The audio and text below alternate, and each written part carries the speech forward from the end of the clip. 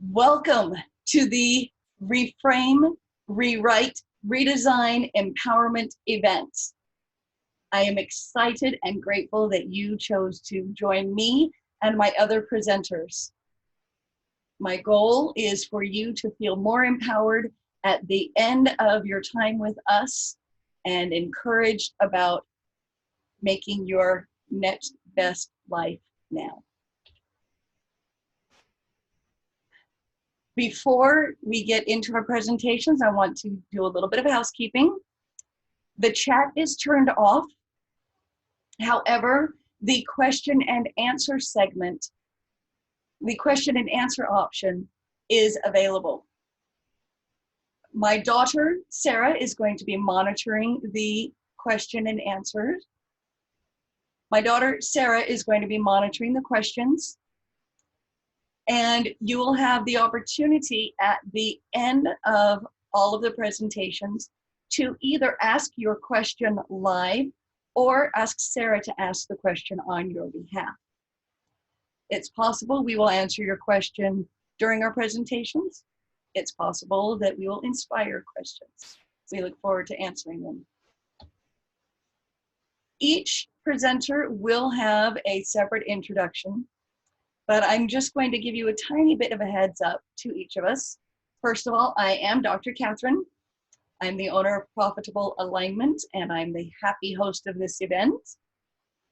Following my presentation, we will get to hear from Kelly K. Walker, the Queen of Manifesting.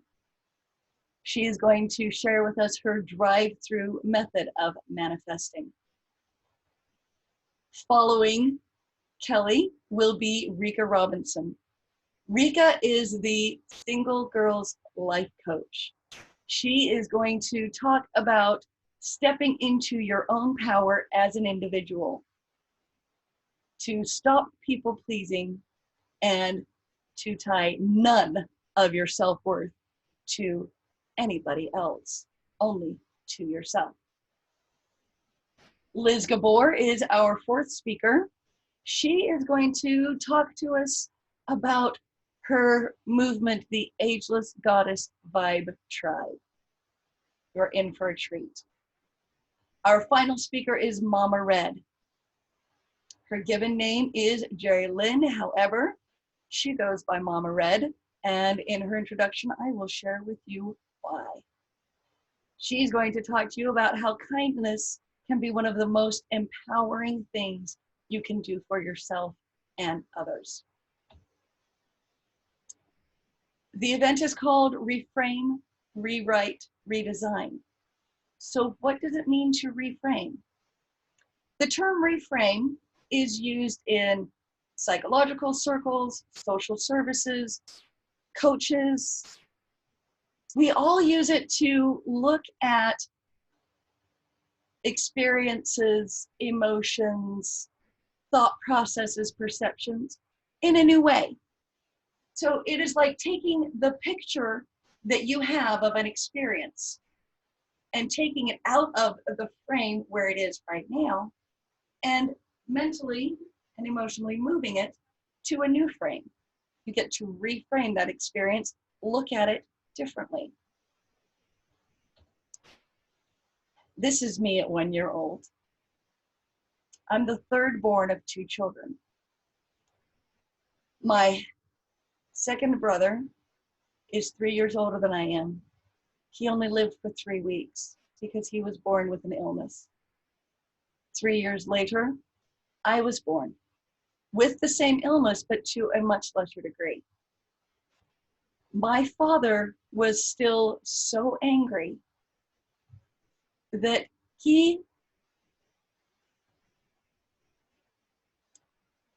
when I was in my 20s, my father told me that he was still so angry when I was born with that same illness that took his Gregory away, that he talked about me in past tense for the first year of my life. He refused to bond with me because he was certain that I was going to die just like his son, his second-born son, Gregory, died. And he was so angry that he was not going to bond with me. just wasn't going to go there.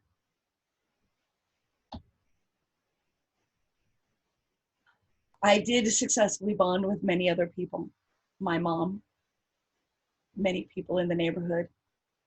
And because of my mom's care and the care of doctors and nurses and people in the neighborhood who loved my family, I became healthy. I became strong. And I don't have that same problem bonding that my father had, or that anger. When I was 12 years old, I had a friend who decided it would be a good thing to tell me in a 15-minute recess all of the things that I did badly and wrong, all of my weaknesses. Now, she only had 15 minutes. I'm sure that there was more that she wanted to tell me, but the bell rang. At 12 years old, I was already insecure. And having her tell me all of my faults and all of the things that she did not like about me, but that I had the power to change so that I could be a better friend, backfired, and it was very hard on me. When I was in 9th grade, however, I met Mrs. Bean. My 9th grade English teacher, Mrs. Mary Louise Bean, a life coach before life coaches had a title. She believes in students moving forward, growing forward. She believes in the power of color and what that says to a person's subconscious. Because of that, she never graded anything with red. And never with ballpoint pen either. She always used a green felt tip pen because the felt tip is gentle and green means go and grow. Everything that she taught us was to help us to progress and move forward. One day she talked to us about character development. She took it out of the context of the literature that we were reading and talked about personal character development. She talked about different times in her life when she went by different versions of her name. The name on her birth certificate is Mary Louise.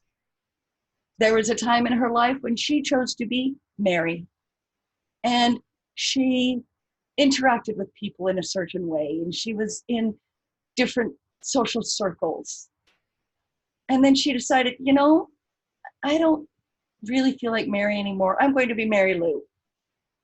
And Mary Lou was a completely different kind of person in different social circles, doing different activities, presenting herself differently.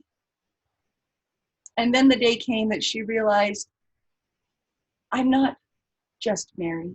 I'm not just Mary Lou. I am Mary Louise. I am all of these things together, and I'm going to own that. And I'm going to step into all of myself and be who I want to be. Then she asked us, who will you be? How are you going to create your own character of you?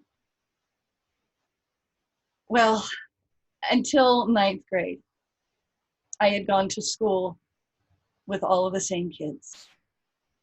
And I had been known by Kathy. I decided I no longer wanted to be Kathy. I didn't want the emotional baggage of my insecurities and knowing all of these kids from kindergarten to 9th grade to hold me back. I was going to go to a high school where absolutely nobody knew me. I was going to step into my name, Catherine, and I was going to recreate myself, become the person I wanted to hang around, look at people and point out the things they did well, not know that there are cliques. In fact, I was going to be certain that there was not a clique that I could see. I decided to step into me.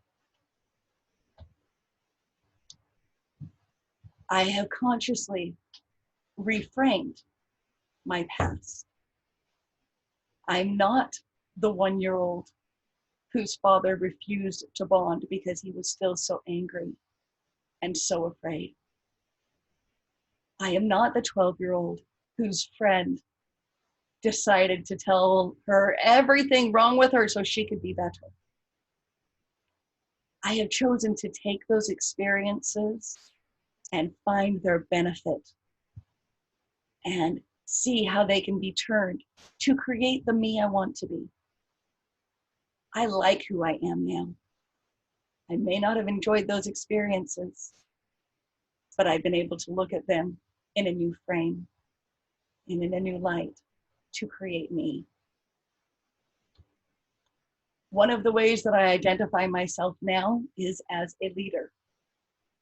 I don't carry a leadership title in the majority of my life. However, I have chosen to be a leader. I was not always a good leader.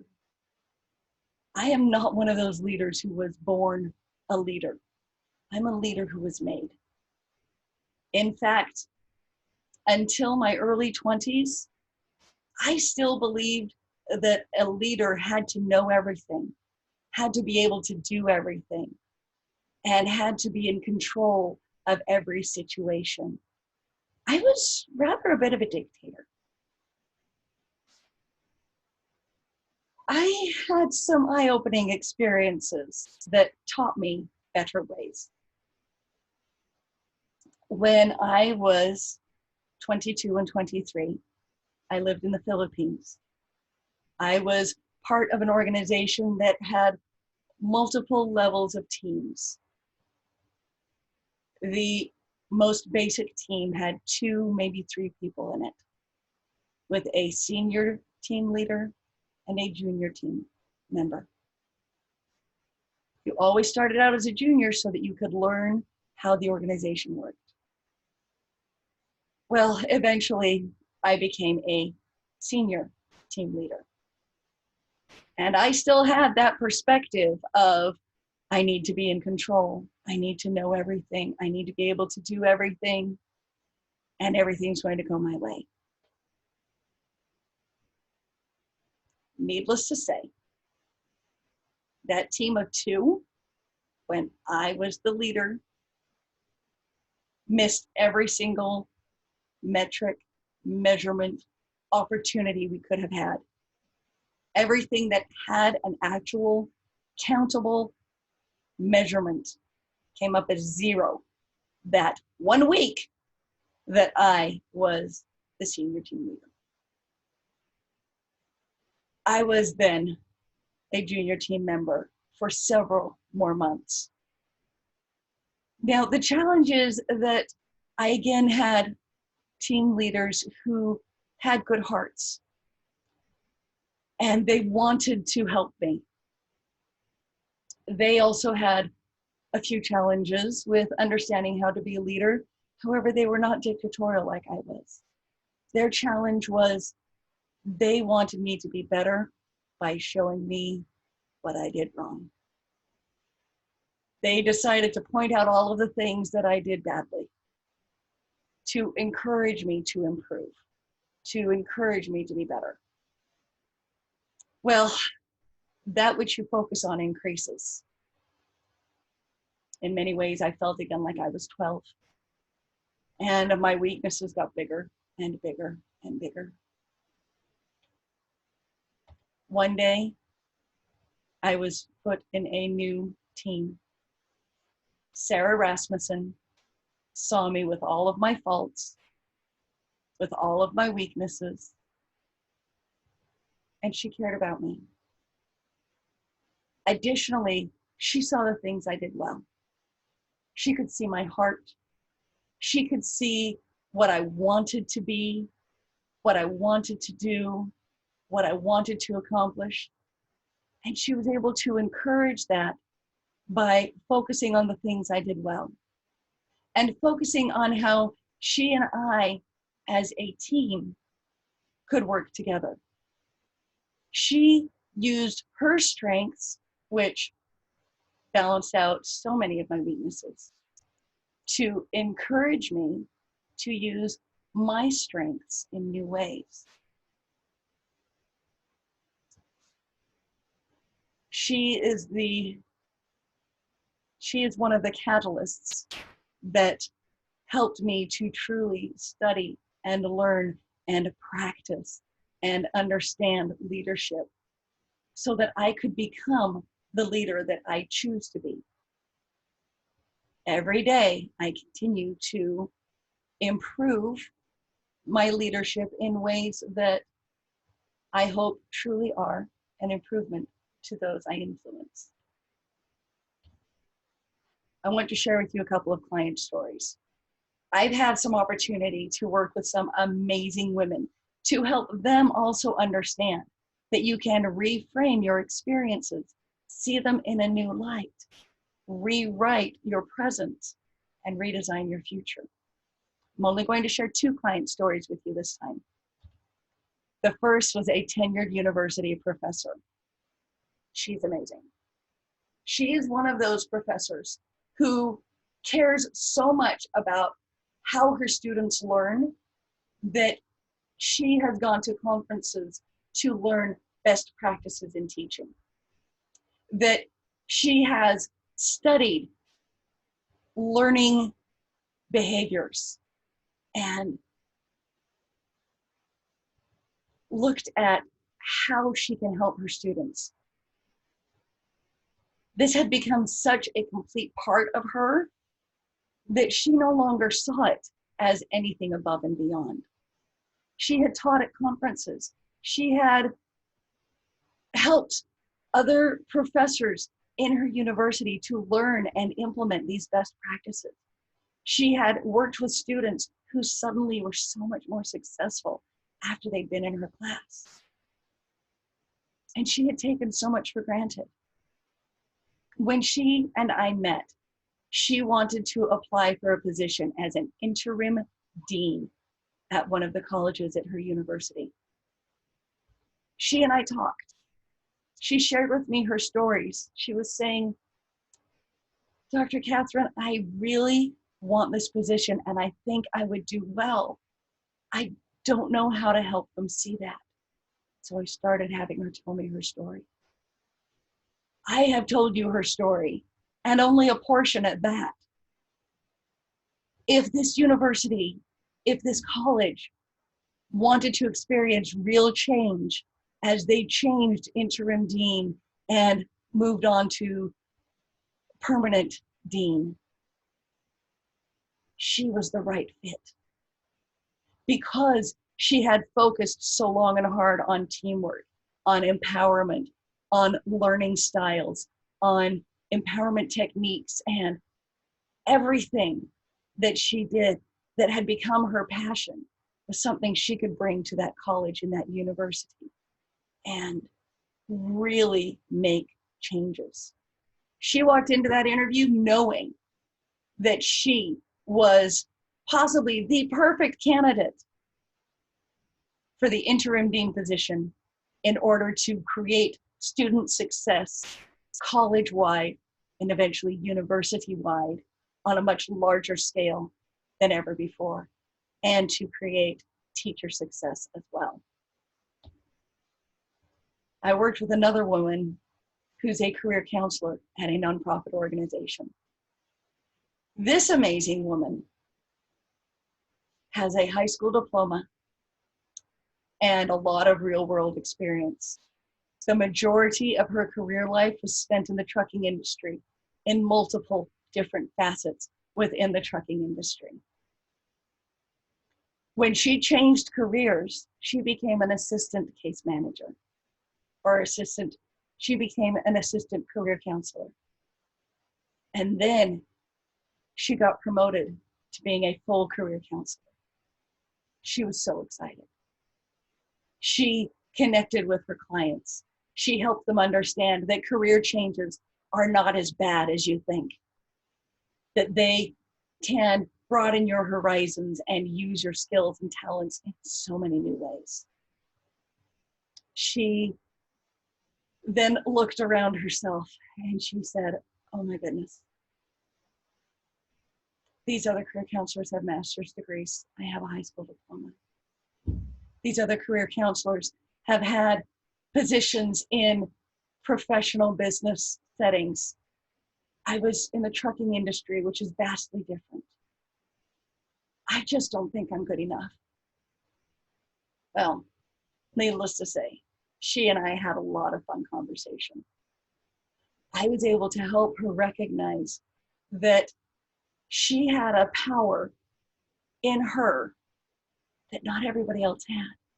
That she's assigned the clients that come to her on purpose because of who she is.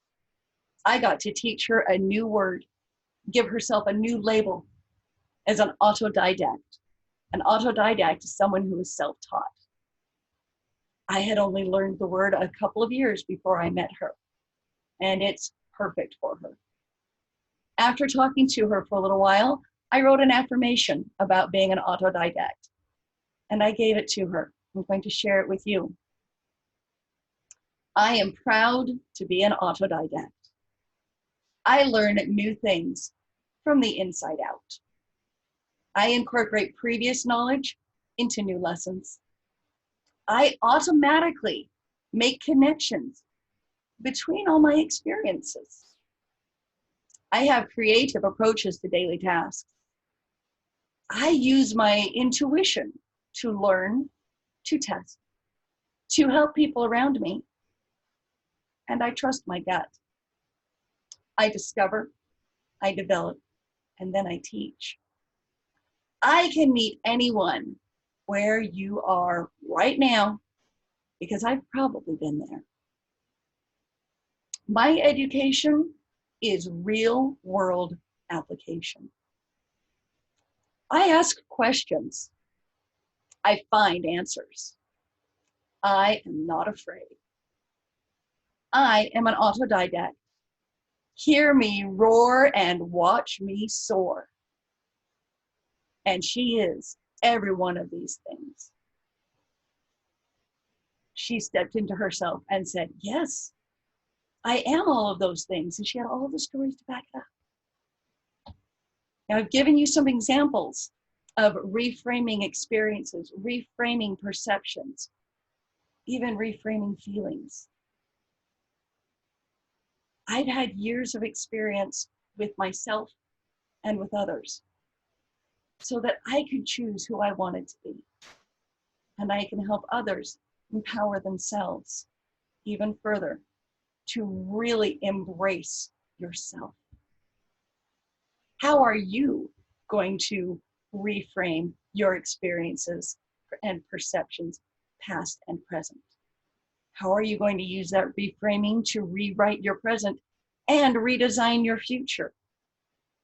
I'm going to give you a few options to help get you started. You may join me on Facebook in my Reframe, Rewrite, Redesign, Empowerment Facebook group. You may listen to my podcast. Everywhere good podcasts are heard, you should be able to find the Reframe, Rewrite, Redesign, Empowerment podcast. You can go to my website, profitablealignment.com, and schedule a time for you and me to chat so we can talk about how you would like to reframe, rewrite, and redesign. Lastly, watch your email inbox. I am going to send to everybody who has attended this event a tool with 5 questions to help you reframe, rewrite, and redesign your personal self-perception. Thank you.